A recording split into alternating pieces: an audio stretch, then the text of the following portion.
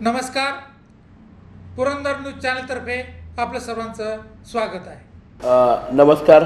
आज मला खूप आनंद वाटतो की आपल्या पुरंदर तालुक्यामध्ये आपल्या तालुक्याची ओळख खऱ्या अर्थाने त्या ठिकाणी फ्रूट्स, सीताफळं, अंजीर, डाळिंब, चिक्कू, पेरू अशा वेगवेगळ्या फळपिकांनी त्या ठिकाणी होते. आणि मला 2021 पासून त्या ठिकाणी पुरंदर तालुक्यामध्ये सीताफळ इस्टेट या नावाने संत्रा इस्टेटच्या जसा प्रकल्प कृषी खात्याच्या माध्यमातून महाराष्ट्रामध्ये पहिल्यांदा राबवला गेला, त्यानंतर सेट्रिक इस्टेटचा प्रकल्प पैठणमध्ये राबवला गेला, तशाच प्रकारे आपल्या पुरंदरमध्ये व्हावा ही अपेक्षा त्या ठिकाणी होती. 2021 पासून मी त्या ठिकाणी विधिमंडळामध्ये याच्याबाबतची सातत्याने मागणी करत होतो. आणि 28 नोव्हेंबरला कृषी पशुसंवर्धन दुग्ध विकास विभागाच्या माध्यमातून नव्याने GR काढून त्या ठिकाणी आदरणीय कृषी मंत्री माननीय नामदार धनंजय मुंडे साहेबांच्या माध्यमातून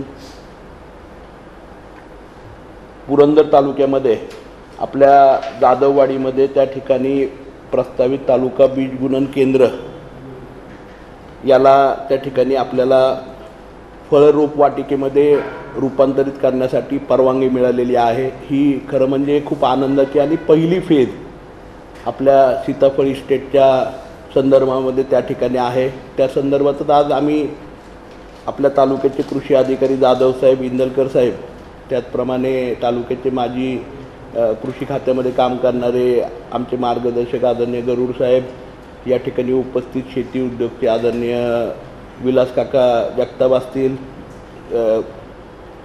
सीताफळामध्ये एक प्रगतिशील बागायतदार आदरणीय प्रकाशदादा पवार या ठिकाणी उपस्थित आहेत, विलासजी कडलक या ठिकाणी पोचत आहेत, आदरणीय कोंडाळकर आबा या ठिकाणी उपस्थित आहेत, त्याचप्रमाणे समीरजी काळे आहेत, अनेक सीताफळाचे शेतकरी त्या ठिकाणी आलेले आहेत. आज आम्ही मीटिंगच्या माध्यमातून आता जे फळ रोपवाटिका होती या फळ रोपवाटिकेमध्ये त्या ठिकाणी सर्वात महत्त्वाचं म्हणजे आपण जर बघितलं, मला वाटतं आपल्या तालुक्याचे माजी आमदार आणि या राज्याचे माजी कृषी मंत्री आदरणीय दादासाहेबजी जाधवरावांनी इनिशिएट केलेलं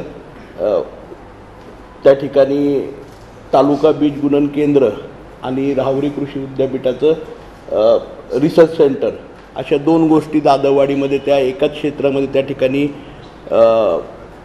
प्रकल्पित केलेल्या होत्या. परंतु मधल्या काळामध्ये तालुका बीज गुणन केंद्रामध्ये त्या ठिकाणी फळ रोपवाटिका त्या ठिकाणी व्हावी, जेणेकरून मातृरोपं जी आपल्या शेतकऱ्यांना लागतात, ज्याच्यामध्ये चिंच असेल, लिंबू असेल, आंबा असेल, पेरू असेल, सीताफळ असेल, अंजीर असेल, जांभूळ असेल, अशा वेगवेगळ्या पिकांची मातृवृक्ष लागवड ही आता त्या ठिकाणी फळ रोपवाटिकेच्या माध्यमातून होणार आहे. आणि निश्चितपणे त्याचा फायदा मोठ्या प्रमाणावरती शेतकऱ्यांना होणार आहे.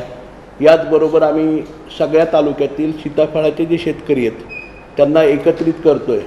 आणि ज्याप्रमाणे हायलँडच्या माध्यमातून आपल्या तालुक्यातीलच एक तरुण उरसळांनी त्या ठिकाणी पुढाकार घेतला आणि अंजिराचं फार्मर प्रोड्युसर कंपनी करून अंजिरामध्ये एक चांगल्या प्रकारचं त्या ठिकाणी शेतकऱ्यांना नफा देण्याचं काम, शेतकऱ्यांना प्रक्रियेच्या माध्यमातून फायदा देण्याचं काम केलं. तशाच प्रकारे फार्मर प्रोड्युसर कंपनी सीताफळासाठी तयार करून त्या ठिकाणी सीताफळाची प्रक्रिया, सीताफळाचं ग्रेडिंग, सीताफळाचे वेगवेगळे कलमं, रोपं तयार करणं आणि त्याच्या माध्यमातून शेतकऱ्याला मार्केट ते शेतकरी अशा प्रकारे सक्षम करणं हा दृष्टिकोन समोर ठेवून त्याचे शुभारंभ आपण या ठिकाणी करतो आहे.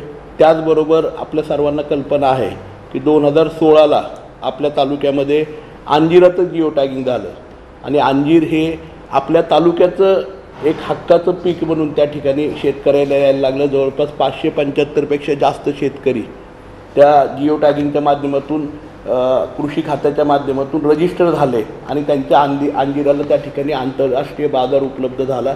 तशाच प्रकारे मी कृषी खात्याच्या अधिकाऱ्यांना विनंती केली की ज्याप्रमाणे बीडला आपलं पुरंदरचं सीताफळ ही तेवढंच प्रसिद्ध आहे. बीडला आत्ता जिओ टॅगिंग त्या ठिकाणी सीताफळाच्या बाबतीमध्ये केलेलं आहे.